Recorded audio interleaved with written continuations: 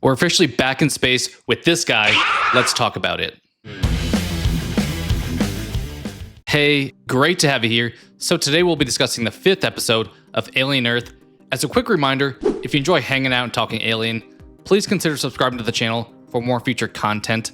So in this episode, we decided to put a hold on the current story that we left off with of Wendy chatting with this baby xenomorph. Hello, my baby. Honey, you lose me. And instead, we travel back to 17 days prior to the Maginot crash landing on Earth and finally get our traditional in-space setting that the Alien franchise does so well. And just as an FYI, I probably won't go super in-depth with too many character names here, since let's be honest, based on what we already know from episode 1, they won't be alive for super long.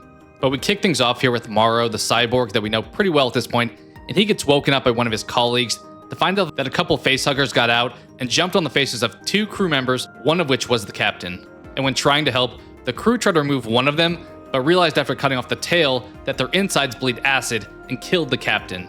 After some discussion, they decide to freeze the other crew member for now, and Morrow's trying to figure out what caused this containment to be broken and a fire to be started on the ship. So here we're getting a little bit of mystery thrown in with our sci-fi horror as Morrow begins to question the entire crew, which this does allow us as the audience to eventually understand why maybe he's unwilling to trust anyone on the ship back in episode 1. And we learn that the woman that he locks out in episode 1 is now the ship's new captain, and she does a pretty shaky job here in this new role, especially as she starts to see the chaos unfold around her. We do probably get a little bit too much exposition dump early on in this episode. Like in one of the scenes, we have a crew member telling the younger crew member about the 5 corporations again. Morrow heads over to that facehugger crime scene. As he starts to gather some clues, he sees this burnt through hole in the floor, and I have no idea why he does this, but he drops the cigar he's smoking through that, and I'm immediately thinking, are you trying to start another fire?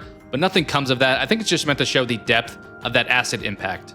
Morrow then heads over to the security room to look at the cameras, and we do actually get to see the footage of the facehuggers doing work on these 2 guys, which I'm definitely glad they had this flashback inclusion. It didn't just tell us about it. And while scanning through that footage, Morrow does see that somebody sabotaged the ship, so he's immediately on high alert to not trust anybody in the crew outside of a couple members. We also get a brief scene with our new captain pouring this red powder on the pod of the surviving facehugger crew member that she seemingly had a relationship with. I do have some theories on it, but let me know if you know for sure what this powder was that she was pouring out.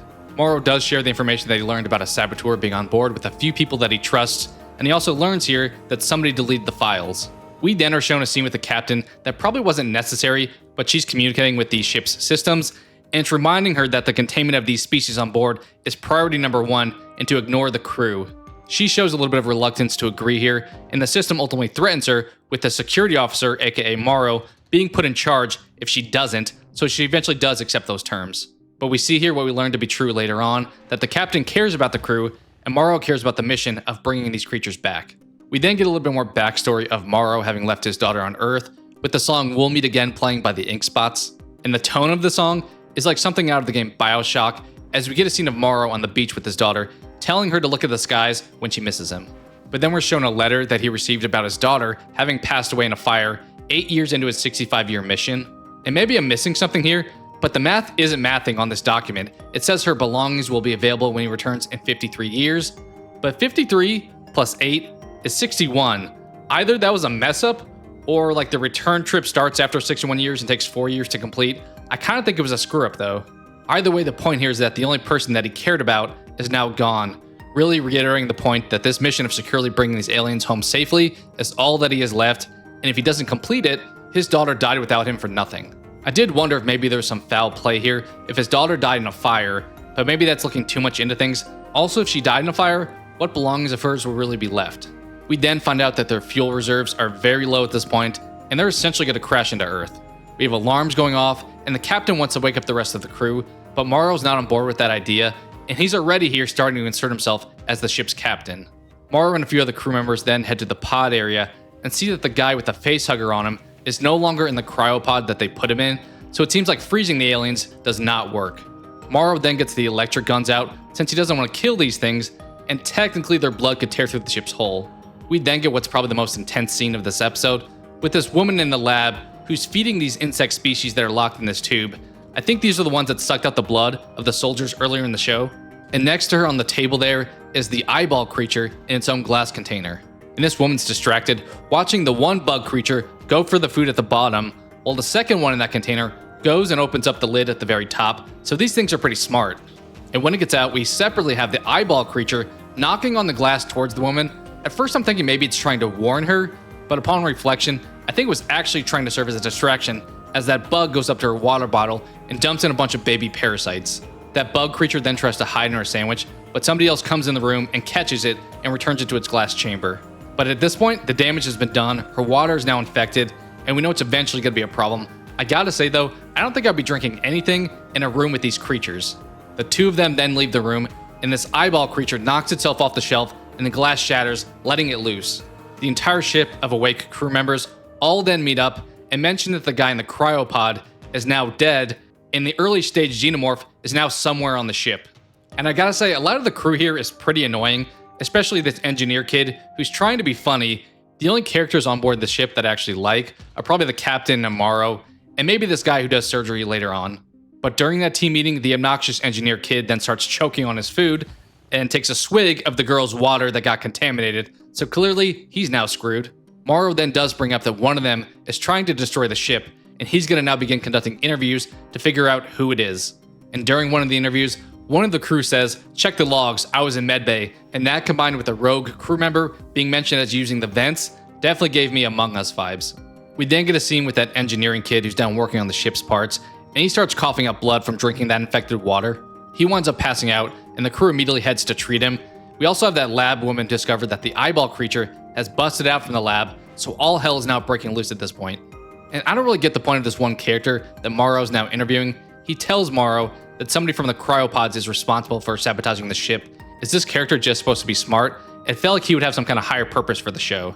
And after that tip, Morrow then heads to security and is finally able to view the deleted logs and sees that one of the supposed sleeping crew members, named Petrovich, is responsible for sabotaging the ship and has been communicating with Boy Kavalier to have the ship land in his territory. And Petrovich seems to be incentivized to do this because Kavalier is able to give him life as one of these hybrids, but we've been told this only works for children, so would Kavalier actually have kept his promise? During that conversation, the guy's like, "What if I don't survive the crash?" And Kavalier responds with, "Well, that would suck now, wouldn't it?"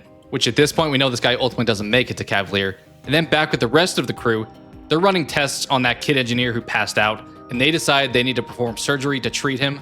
The captain approves of the decision, and we also quickly get an off-screen death of that smart guy that Morrow was just interviewing. I'm not really sure why they don't show that one. The show does have some weird moments where they don't give fans the alien attack payoff, and like here, instead opt to cut away to an open bloody chest of the guy getting surgery.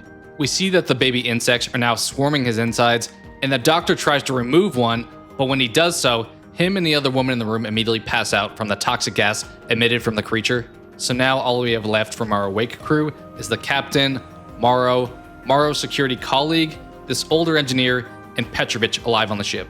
We then get an awesome shot of Morrow, like Alien has typically done, walking through the ship's halls with these red lights behind him. Suddenly Petrovich pops out and shoots at him, but he winds up killing Morrow's partner. Morrow then winds up sneaking up behind Petrovich and does like a T-1000 or Michael Myers-esque stab through the back of Petrovich with this cyborg blade arm that he has. And then cutting over to the captain, we see her dumping out the rest of that red powder that I'm still a little bit uncertain of what it is, and she suddenly gets rolled up on by this now nearly grown xenomorph. And when standing on two legs, I do think the alien looks kind of dumb here. It just kind of looks like a guy in an alien suit, but here somehow the captain's able to get away after it swipes at her with its tail. She's running through the ship as we see it chasing after her while running on the walls, and the alien here does look better. It works better when behaving and moving like a creature instead of a person. I did also like the alien isolation vibes we got here with the captain sneaking around to avoid the alien. The captain eventually gets to a room with that older engineer, and we notice that the eyeball creature has taken him over and he starts to attack her. Morrow then pops out of a vent and heads into that room. The captain's now on the ground, and he's got his gun pointed at the engineer, and that guy suddenly makes this growling call that leads to the xenomorph returning. So we've now got Morrow surrounded by these two alien creatures. He shoots his electric gun at the guy who's infected by the eyeball creature and runs by him. Then the eyeball creature starts fighting the xenomorph.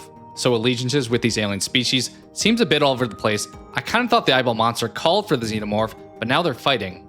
Meanwhile, the captain gets up and runs to the part of the ship where Morrow is at, and we know how that's going to end based on episode 1. And we get kind of an interesting moment here with the eyeball creature popping out of the guy's head and jumping at the xenomorph before eventually leaving it alone. Not really sure if it did something to the xenomorph while attached to it.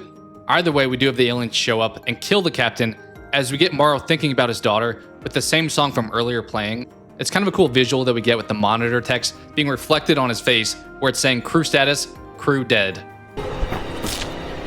And from there, he obviously gets in that safe room as the events from the show's beginning then play out. And maybe he didn't have time or authority, or the ship didn't have enough power to alter the trajectory, but when he found out that Petrovich directed the ship to crash land in Prodigy territory, why didn't Morrow redirect the crash location to Yutani? We then fast forward to seemingly present time with Morrow at Yutani's headquarters with these samurai-looking guards with guns. He tells Yutani that the crew died, but the cargo survived.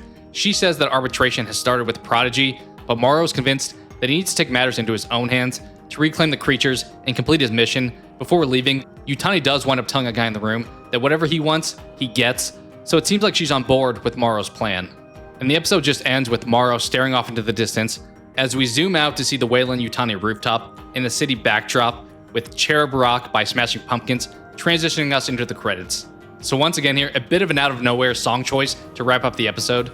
And looking at an overall score here, on a scale of negative, neutral, or positive for this episode, episode 5, while borderline at times, I will ultimately give a positive rating. I was entertained by the alien breakout and kills, even knowing where things would eventually wind up. Although I think they give us a little bit too much story here, and I would have preferred some more variety in kills, as opposed to things like the gas taking out a couple characters or an off-screen vent attack.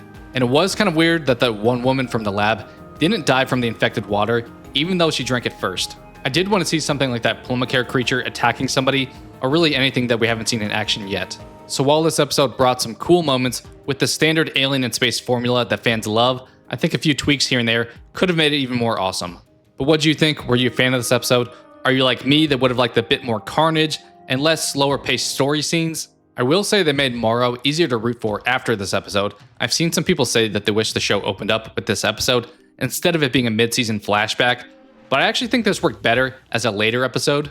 It likely would have been disappointing starting the show with this version of Alien that fans adore, then going to the main story if we didn't already have an attachment to the Prodigy cast. Plus this episode being halfway through the show, we already know who Boy Kavalier is, so I think that log footage scene worked a little bit better. But as mentioned, let me know your thoughts on all things Alien down below in the comments. Thank you so much for watching, and I hope to talk to you again soon.